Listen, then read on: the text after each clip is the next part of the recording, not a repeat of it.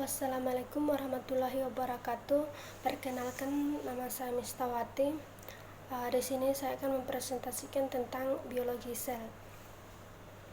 Yang akan kita bahas di sini yaitu apa sih pengertian dari biologi sel, kemudian sejarah biologi sel, dan akan kita bahas juga sedikit tentang tipe-tipe sel itu.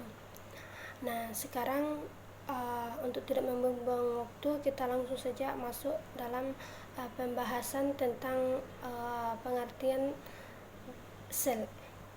Ya, sel merupakan unit terkecil dari makhluk hidup serta struktural dan fungsional, serta tidak dapat dibagi lagi menjadi bagian yang lebih kecil. Nah, sel ini dia sudah tidak dapat dibagi dalam bagian unit yang lebih terkecil. Ya, secara struktural artinya sel merupakan unit terkecil dari makhluk hidup.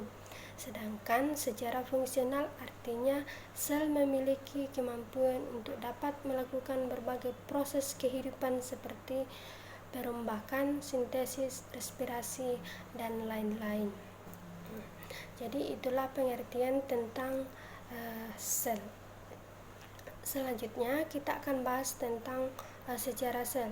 Sel pertama kali diobservasi dan didefinisi oleh fisikawan Inggris yaitu bernama Robert Hooke pada tahun 1665. Nah, itu dia pertama kali diidentifikasi. Ya, dia berasal dari fisikawan Inggris. Ya, selanjutnya kemudian dua ilmuwan Jerman yang atas nama Schwann dan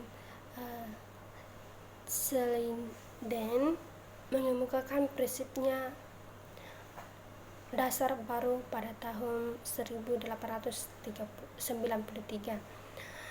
Yang pertama, teori mengenai sel diungkapkan tiga. Yang pertama, semua makhluk hidup tersusun dari satu sel atau lebih.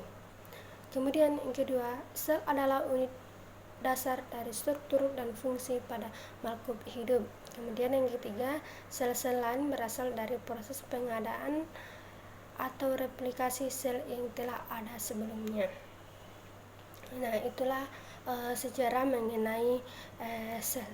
Sedangkan kita akan bahas sedikit tentang tipe-tipe sel itu. Ya, sel dibedakan menjadi dua tipe, yaitu eukariot dan prokariot.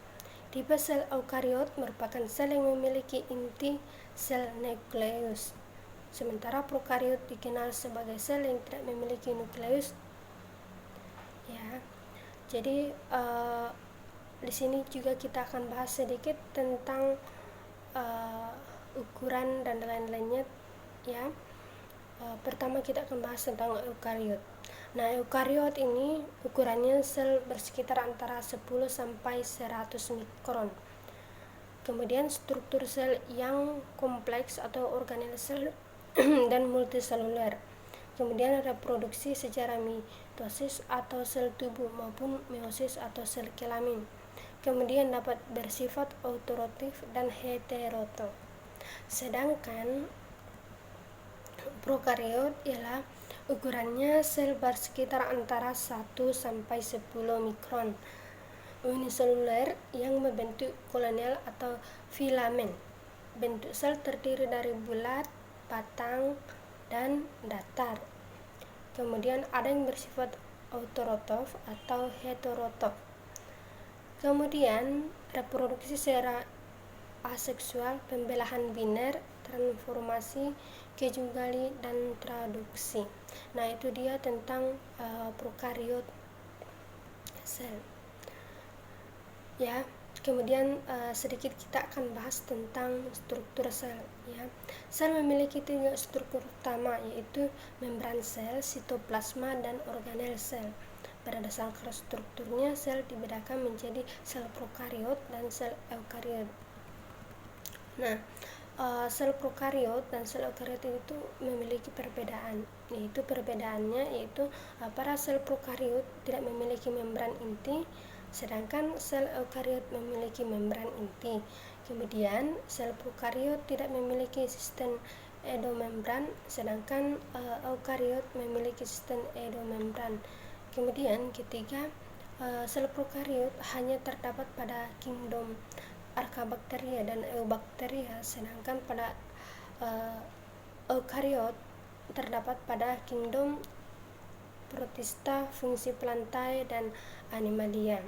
Nah, itulah pengenalan mengenai biologi sel yang saya bisa paparkan. Terima kasih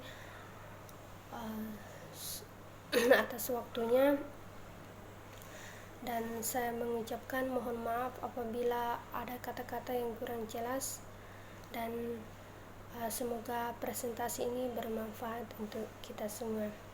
Terima kasih.